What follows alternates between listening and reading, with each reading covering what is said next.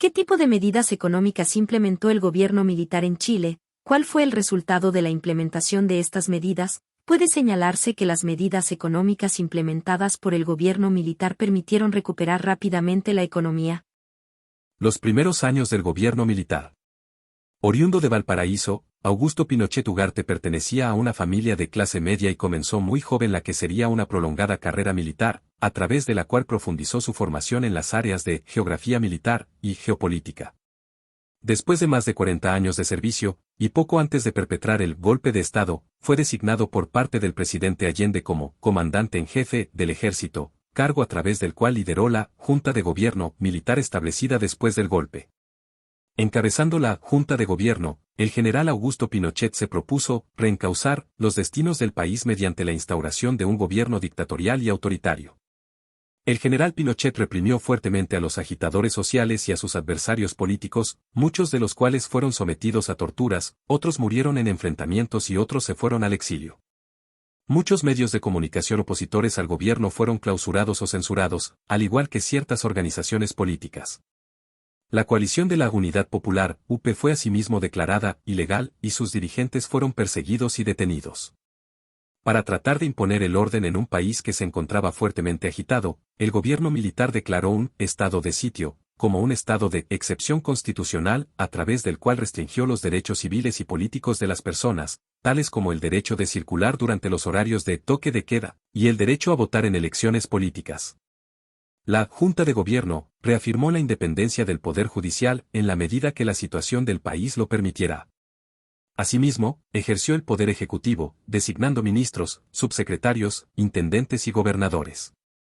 El general Pinochet adquirió oficialmente el título de presidente, también designó a los alcaldes y a los altos funcionarios de las empresas estatales, y se hizo cargo del Poder Legislativo emanando decretos con fuerza de ley, DFL. En el plano internacional y bajo el contexto de la Guerra Fría, el gobierno chileno se volvió a acercar en sus relaciones con los Estados Unidos y participó de la llamada Operación Cóndor, que implicaba la coordinación de estrategias a nivel americano para la represión de las guerrillas guevaristas que se habían propagado por todos los países de Centro y Sudamérica. Adicionalmente, el gobierno militar debió enfrentar el llamado conflicto del Beagle, derivado de la negativa de la Junta Militar de Gobierno argentina de aceptar una sentencia arbitral respecto del dominio de una serie de islas en el Canal Beagle, las que tenían un valor estratégico debido a que de ellas emanaba una serie de derechos oceánicos, tales como los derechos de pesca sobre una zona económica exclusiva, entre otros derechos. En materia económica, el gobierno del presidente Pinochet tuvo que enfrentar las consecuencias derivadas de varios años de gasto público sin sustento y de emisión descontrolada de dinero derivada de la histórica falta de autonomía que tenía el Banco Central, además de una paralización de las industrias y un severo deterioro del crecimiento económico. Adicionalmente, durante sus primeros años el gobierno militar tuvo que enfrentar la severa crisis internacional del petróleo, que fue una crisis internacional derivada de un conflicto en el Medio Oriente, que afectó a toda la economía global y se mantuvo persistente hasta comienzos de los años 80. En consecuencia, el gobierno militar se inspiró en el modelo económico neoliberal que busca fomentar el crecimiento económico a través de la mayor eficiencia en la asignación de recursos que se genera de una reducción de la intervención del Estado en la economía. En consecuencia, el gobierno redujo fuertemente los sueldos de los funcionarios públicos, lo que hasta la fecha ha sido muy resentido por ciertos sectores, recortó también la inversión con fondos públicos, evitó que el Banco Central continuara emitiendo dinero, eliminó la mayoría de las fijaciones de precios y estableció un tipo de cambio real y estable, para fomentar las exportaciones, junto con una paulatina reducción de las tasas arancelarias. Las privatizaciones de empresas también jugaron un rol importante, devolviendo a sus dueños las empresas tomadas ilegalmente y, posteriormente, vendiendo a postores privados las participaciones estatales en algunas de las grandes, deficitarias e ineficientes empresas estatales. En paralelo a una reducción de los gastos públicos, durante sus primeros años el gobierno militar rediseñó varias organizaciones estatales para crear nuevos organismos públicos, tales como el Ministerio de Transportes, MTT, la Oficina Nacional de Emergencias, ONEMI, el Servicio Nacional de Turismo, Sernatur, la Secretaría General de Gobierno, SEGEGO, el Servicio Nacional de Capacitación y Empleo, CENSE, el Servicio Nacional de Pesca, SERNAPESCA, la Dirección General de Relaciones Económicas Internacionales, DIRECON, el Servicio Nacional de Menores, CENAME. El gobierno del general Pinochet reorganizó y modernizó el Ministerio de Salud Pública, que carecía de los recursos humanos suficientes y contaba con una estructura inadecuada para el ejercicio de sus funciones. Como resultado de esta reforma, se creó el Sistema Nacional de Salud, que, además del Ministerio, considera la existencia del Instituto de Salud Pública, ISP, y el Fondo Nacional de Salud, FONASA. El gobierno también avanzó en la instalación de infraestructura sanitaria, fundando las empresas de productoras de agua potable Hemos y Esval, encargadas de la enorme misión de abastecer de agua potable a las ciudades de Santiago y Valparaíso.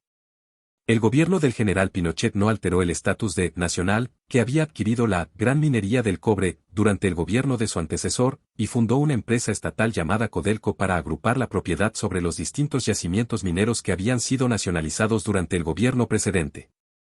Las reprivatizaciones de bancos y empresas, junto con el creciente uso del automóvil y de los autobuses en desmedro del uso del ferrocarril, provocaron una importante centralización de las actividades económicas en torno a la ciudad de Santiago, la que, por esos años, abandonó las limitaciones a la extensión urbana para convertirse en una mega urbe, de proporciones que la hacen muy difícil de gestionar.